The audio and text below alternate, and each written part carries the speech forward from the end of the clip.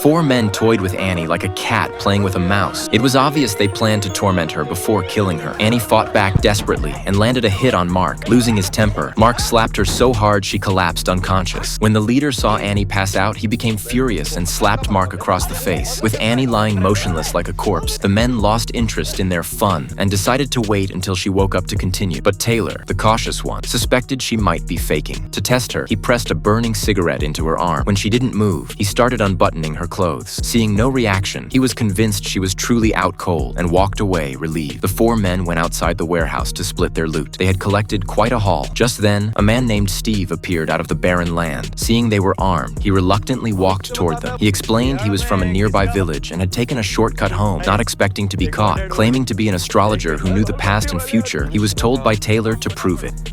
कोई चोट लगी थी इनको बचपन में छोटा Instead, Mark slapped him hard and threw him into the warehouse with Annie. Once they were sure Steve couldn't escape, the men decided to amuse themselves with a contest. Whoever could hold their urine the longest would be the winner. Mark was the first to lose. The 3rd man followed soon after. Taylor came in second, and in the end, the leader claimed victory. While they were distracted, Annie regained consciousness. She whispered to Steve to stay quiet and inched her body to a hidden spot. The dim-witted Mark noticed nothing and went off with a bucket to fetch water, while the other 3 discussed business for the next day. Seizing the chance, Annie quietly untied Steve. They sneaked out through another door, but hadn't gone far when they ran right into Mark returning with water. Steve panicked and ran. Mark didn't see Steve. He only grabbed Annie and dragged her back toward camp. Desperate, Annie clawed his face with her long nails, forcing him to release her. She ran, he chased, and both of them tumbled to the ground. Cornered, Annie swung the bucket into his face, knocking him down again. As he writhed in pain, she smashed the bucket over his head until his screams echoed across the wasteland. Hearing the cries, the other 3 realized something was wrong. The leader rushed to the warehouse and discovered both prisoners had escaped. Following the sound of Mark's wailing, they searched the wasteland. Meanwhile, Annie showed no mercy. She kept striking until Mark stopped breathing. Only then did she flee in panic. By the time the others arrived, they found Mark's corpse. All 3 assumed Steve had killed him. Taylor snarled that they would avenge Mark by killing Steve.